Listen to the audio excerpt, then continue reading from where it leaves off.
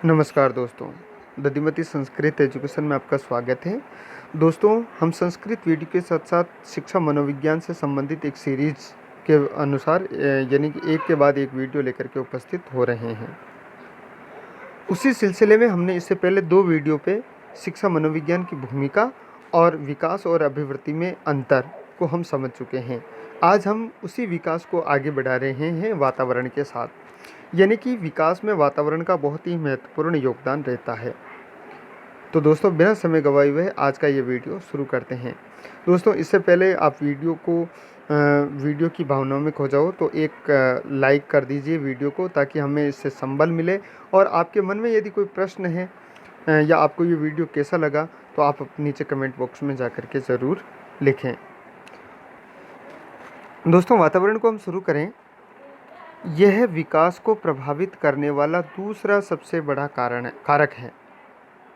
वातावरण का पर्यायवाची शब्द है पर्यावरण।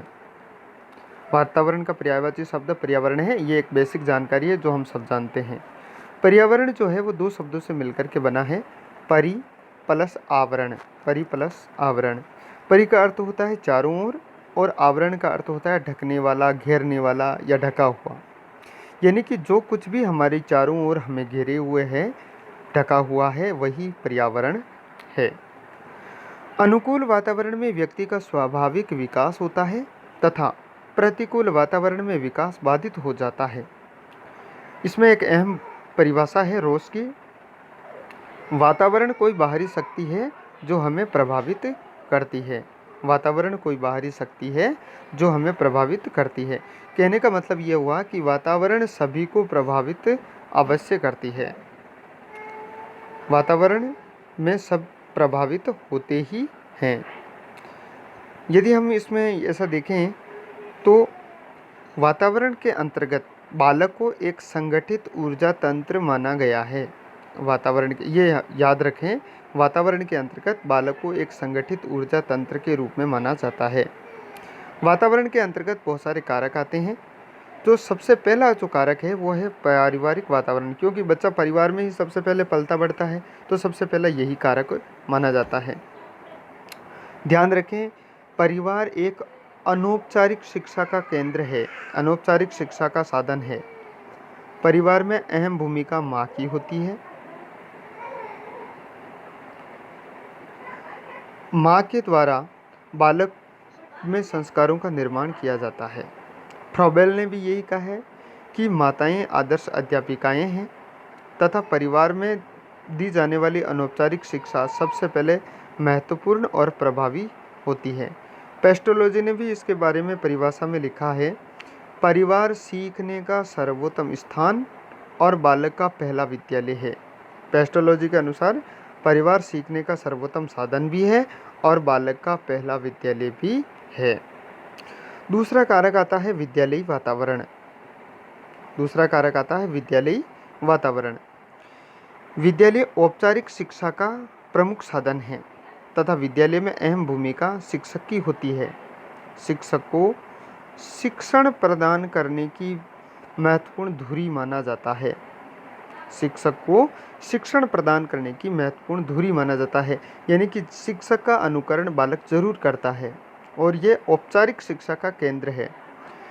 तो फ्रोबेल ने इसकी परिभाषा देते हुए लिखा है, फ्रोबेल के अनुसार शिक्षक बालोद्यान का कुशल माली है। और ये परिभाषा कई बार परीक्षाओं में पूछी जाती है, अलग अलग टेट में, अलग अलग सेकंड ग्रेड, जो थर्ड ग्रेड की परीक्षाएं होती है उनमें ज़रूर ये परिभाषा पूछी जाती है।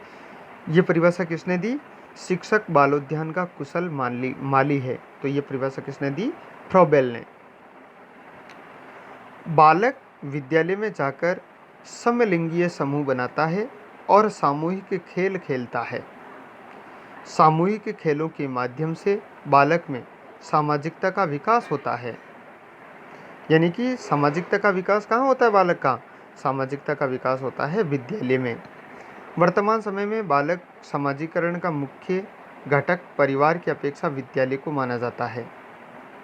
विद्यालय में सामाजिक कौशलों के साथ साथ संज्ञानात्मक कौशलों का भी विकास होता है। तो संज्ञानात्मक कौशलों का विकास भी कहाँ होता है? विद्यालय में। तीसरा है सामाजिक व सांस्कृतिक वातावरण और चौथा है भौगोलिक वातावरण। और पांचवा जो है वो है मनोवैज्ञानिक वातावरण और जनसंचार माध्यम। तो इसके माध्यम से ये वातावरण के अलग अलग घटक हैं जिनसे बालक कुछ न कुछ सीखता है। अब विकास की अवस्थाओं पे यदि हम बात करें, विकास की अवस्थाएं, पहले है शेषवावस्था जो जन्म से 5 या 6 वर्ष तक होती है। ये ज़रूर सवाल पूछा जाता है कि कौन सी अवस्था कितने वर्ष तक रहती है। दूसरी अवस्था होती है बाल्यावस्था जो 7 से 12 वर्ष तक मानी जाती है। तीसरी अवस्था होती है किशोर अवस्था जो 13 से 18 वर्ष तक मानी जाती है। चौथी अवस्था होती है प्रौढ़ावस्था जो 18 के बाद की मानी जाती है। शिक्षा मनोविज्ञान अधिकतर युवावस्था या परिपक्व अवस्था तक ज़्यादा अध्ययन करता है। हालांकि वृद्धावस्था तक भी अध्ययन करता है, लेकिन ज़्यादा बल जो है वो शेष गर्भावस्था से लगा करके परिपक्व अवस्था तक होता है, जिसको कि हमने शिक्षा मनोविज्ञान की भूमिका में इसको पढ़ा था। आज हम दोस्तों बात कर लेते हैं शेषवावस्था। शेषवावस्था को हम जो है पूरा, क्योंकि शेषवावस्था से और किशोरावस्था से सर्वाधिक प्रश्न पूछे जाते हैं, तो शेषवावस्था को आप बड़े ही ध्यान से समझने का प्रयास करें। तो जो सबसे पहली अवस्था आती है वो शेषवावस्था जो जन्म से 5 से 6 वर्ष तक मानी जाती है। जीवन का सबसे महत्वपूर्ण काल, सीखने का आदर्श काल, भावी जीवन की आधारशिला, नींव भी कहा जाता है इसको जीवन की, खिलौनों की आयु, सीखने की आयु, संस्कारों के निर्माण की अवस्था, अतार्किक चिंतन की अवस्था मानी जाती है। विशेषताएं, शारीरिक व मानसिक विकास की गति इसमें तीव्र होती है, तेज होती है। सीखने की प्रक्रिया में बहुत तेजी आती है। जिज्ञासा की प्रवृत्ति इसमें बढ़ती है। वो हर बार प्रश्न पूछता रहता है अपने बड़ों से। किसी चीज़ को जब वो सीख लेता है तो उसमें दोहराने की प्रवृत्ति ज़्यादा पाई जाती है। अनुकरण वो द्वारा वो ज़्यादा सीखता है, जैसे बड़े करते हैं वैसा ही वो सबसे ज़्यादा करता है। दूसरों पर वो निर्भर ज़्यादा रहता है। एक बालक जो है दूसरों पर सर्वाधिक निर्भर रहता है और दूसरे शिशुओं के प्रति उसकी रुचि रहती है। वो छोटे छोटे बच्चों से ज़्यादा मिलता है। सीमित मात्रा में उसकी कल्पना रहती है। वो जितना देखता है उतनी वो कल्पना करता है। संवेगों का वो प्रदर्शन करता है, कभी रोता है। संवेग उसके ज़्यादा होते हैं, कभी रोने लग जाता है, कभी हंसने लग जाता है, कभी छोटी सी बात पे खुश हो जाता है, उसी बात पे वो नाराज़ भी हो जाता है। मूल प्रवृत्त्यात्मक व्यवहार, यानी कि वो अपने व्यवहार में ज़्यादा परिवर्तन लेकर के आता है। नैतिक और सामाजिक भावना का उसमें अभाव होता है। वो समझ नहीं पाता है कि ये कौन बड़ा है कौन छोटा है। वो जिसको जो चाहे जैसा सीखता है वैसा ही बोल देता है, तो उसमें नैतिकता का अभाव होता है। न तो सामाजिक और न ही असामाजिक होता है, यानी कि उसमें समाज की भावना, संस्कारों की भावना भी मान लो नहीं है, तो वो असामाजिक भी नहीं होता है। स्वार्थी और स्व केंद्रित होता है। उसको ऐसा लगता है कि जो चीज़ उसके पास है वो उसी की है, इसलिए वो स्वार्थी होता है और वो अपने बारे में ही ज़्यादा सोचता है, तो वो स्व केंद्रित होता है। अपनी संवेदनाओं, ज्ञानेंद्रियों और शारीरिक क्रियाओं के माध्यम से वो सीखता है। काम प्रवृत्ति, ये इसमें केवल सिगमंड फ्राइड, जिसको कि हम आगे पढ़ेंगे, सिगमंड फ्राइड ने बालक में जो लिबिडो नाम दिया था, काम प्रवृत्ति, हम लिबिडो के बारे में पढ़ेंगे कि लिबिडो क्या है। अब शेषवावस्था से संबंधित जितने जो कथन हैं, हम जो महत्वपूर्ण जो परिभाषाएं हैं उनके बारे में चर्चा कर लेते हैं। तो सिगमंड फ्राइड की सर्वाधिक ये परिभाषा है और वॉटसन की ये परिभाषा सबसे महत्वपूर्ण है। हालांकि हमें इन चारों परिभाषाओं पे भी ध्यान देना है, लेकिन ये परीक्षाओं में ज़्यादा बार पूछी गई है। सिगमंड फ्राइड के अनुसार जीवन के पहले 4 या 5 वर्ष में बालक का भावी जीवन की नींव रख लेता है, अर्थात उसका विकास लगभग पूरा हो जाता है। वैलेंटाइन के अनुसार शेषवावस्था सीखने का आदर्श काल है।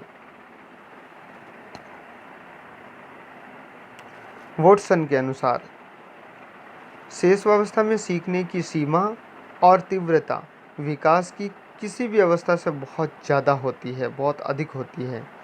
और गुड एनफ के अनुसार व्यक्ति का जितना भी मानसिक विकास होता है उसका आधा 3 वर्ष तक हो जाता है। ये गुड एनफ ने कहा है। तो दोस्तों, शिशुअवस्था और वातावरण पे आज हमने चर्चा की। आशा करता हूँ ये वीडियो आपको पसंद आया होगा। अपने मित्रों के साथ ज़रूर शेयर करें और आप यदि पहली बार पधारे हैं हमारे चैनल पे तो इसको सब्सक्राइब करें, बेल आइकन ज़रूर प्रेस करें। धन्यवाद।